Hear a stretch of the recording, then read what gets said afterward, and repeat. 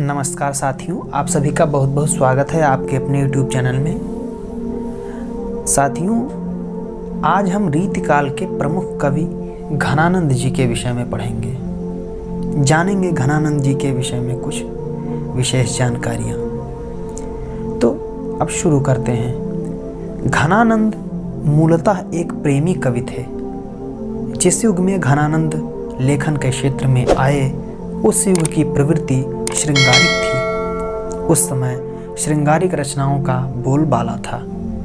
वह श्रृंगारिक रचनाओं का एक प्रभावशाली दौर था, इसलिए उन्होंने भी अपनी लेखनी का माध्यम श्रृंगार को ही बनाया। किंतु उनकी रचना अन्य कवियों से अलग थी। घनानंद के प्रेम में गंभीरता है। प्रेम के पथ पर वह ही सच्चे लोग चल सकते हैं जो अपना सब कुछ गंवाने के लिए तैयार हों, ऐसा घनानंद जी का विचार था।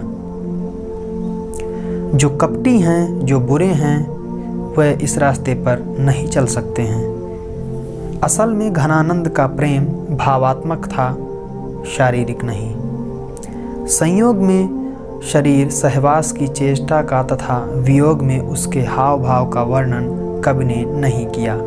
प्रिय के बिछुड़ने पर तथा मिलने पर भी प्रेमी को शांति नहीं मिलती है। वो कहते हैं, बिछुरे मिले प्रीतम शांति न माने। कभी दैव गति से स्वप्न की भांति प्रिय प्रियतमा का मिलन भी होता है तो मनोरथों की भीड़ लग जाती है। प्रिय के रूप में इस प्रकार डूब जाते हैं कि अन्य कुछ उन्हें याद नहीं रह जाता है। अपने प्रिय को देखकर इस प्रकार व्यक्ति प्रसन्न होते हैं जिस प्रकार भगवान को देखकर एक भक्त प्रसन्न होता है।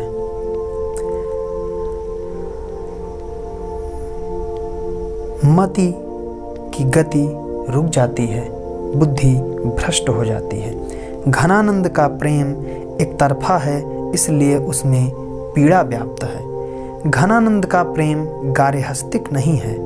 उन्होंने लोकलाज छोड़कर एक वेश्या सुजान से प्रेम किया। वस्तुतः घनानंद की प्रेम भावना व्यथा प्रधान है। उस व्यथा का रूप आंतरिक है। प्रेमी एक प्रकार के बेबसी में फंसा हुआ प्रतीत होता है। प्रिय की प्रीति जो थाती की तरह छाती पर विराजमान थी, उसी का ध्यान कर बिरही की नेत्र से आंसू गिरने लगते हैं। व्यथा प्रधान दृष्टि के कारण ही घनानंद ने संयोग में भी वियोग के दर्शन किए। घनानंद की दृष्टि में मानवीय प्रेम ईश्वरीय प्रेम का ही लघुतम अंश है। जिस प्रेम समुद्र से राधा और कृष्ण विवश होकर स्नान के लिए करते हैं, उसी की तरल तरंग से कोई बिंदु छूटकर लोक में आ गया। घनानंद की प्रेम भावना में अतीन्द्रिय सौंदर्य के रहस्यमय संकेत विद्यमान हैं। घनानंद ने लौकिक प्रेम लीला को अलौकिक प्रेम लीला का कण कहा है, किंतु उन्होंने इसे कृष्ण प्रेम में छिपा रखा है। ध्यान देने योग्य बात यह है कि घनानंद का प्रेम भी फारसी कवियों की भांति लौकिक ही है, अलौकिक नहीं है।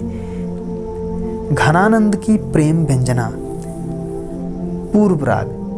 प्रिय के संयोग होने के पूर्व उसके गुण श्रवण चित्र दर्शन के कारण मिलने की उत्कृष्ट इच्छा होती है, जो पूर्व राग कहलाती है। मान प्रेम के अनंतर प्रेमी तथा प्रेमिका का सहज स्वाभाविक तौर पर परस्पर रूठ जाना ही मान कहलाता है। प्रवास क्या है? प्रिय के विदेश चले जाने के कारण वियोगिनी की जो दुखमयी स्थिति होती है, वो प्रवास कहलाती है। घनानंद के काव्य में प्रवास सर्वाधिक मात्रा में उपलब्ध है। करुणा। नायक या नायिका की मृत्यु के पश्चात भी जहाँ संयोग होने की आशा बनी रहती है, करुण वियोग कहलाता है। घनानंद को प्रेम का पीर कहा जाता है। विरह की अग्नि में तप कर ही एक प्रेमी का प्रेम निखरता है। ऐसा घनानंद मानते हैं। घनानंद के काव्य का मुख्य स्वर विरह है। अपनी पीड़ा जो है सुख के कारण ही संयोग में इन्होंने वियोग का अनुभव किया। प्रेम की पीर का मूलाधार विषय प्रेम है, इसलिए कहा गया है कि घनानंद प्रेम के पीर के कवि हैं। बात करते हैं घनानंद के भाषा की। घनानंद की भाषा उस समय की ब्रज भाषा ही थी, किंतु वो घिसते घिसते इतनी घिस चुकी थी कि उसका स्वरूप बदल गया था। घनानंद ने अपनी पीड़ा, जटिलता एवं मनोभावों को व्यक्त करने के लिए नए नए शब्दों का प्रयोग किया, जिससे भाषा को एक नया संस्कार मिला, एक नया रूप मिला, जो कि एक नई भाषा के रूप में प्रतीत हुई। उनके शब्द साधना और प्रेम साधना में इतना सामंजस्य था कि उन्होंने भाषा को उसकी स्वाभाविकता में मनचाही सांकेतिकता, अर्थवत्ता और अनूठी अभिव्यंजना दे दी। घनानंद के पास एक पैनी दृष्टि थी और साथ ही वह ब्रज भाषा और फारसी में प्रवीण थे। इस प्रकार उनमें भाषा की गति को अपने भावों के अनुकूल ढालने की अद्भुत क्षमता थी। ब्रजनाथ ने उनकी भाषा के क्रमशः क्रांति, गंभीरता, अर्थमत्ता, स्वतंत्रता, सुंदरता, एक रूपता, साधन सापेक्षता, अनूठापन, गूढ़ता आदि गुण बताए हैं। उनकी भाषा जन संपृक्त भाषा है, केवल पुस्तकीय नहीं। घनानंद शब्दों की सुंदरता को पहचानते थे। उनके यहाँ जो नए एवं अप्रचलित शब्द मिलेंगे, उन्हें असाधारण व्यंजन क्षमता और अर्थवेदता के साथ साथ कौशलपूर्ण प्रयोग भी लक्ष्य किया जा सकता है। उनकी उक्तियों में अभूतपूर्व सौंदर्य, नयापन और ताजगी है। वे हर बात को विरोधात्मक ढंग से प्रस्तुत करते हैं। उनकी इस भंगिमा में मौनवधि पुकार को उजागर करने की अद्भुत क्षमता है।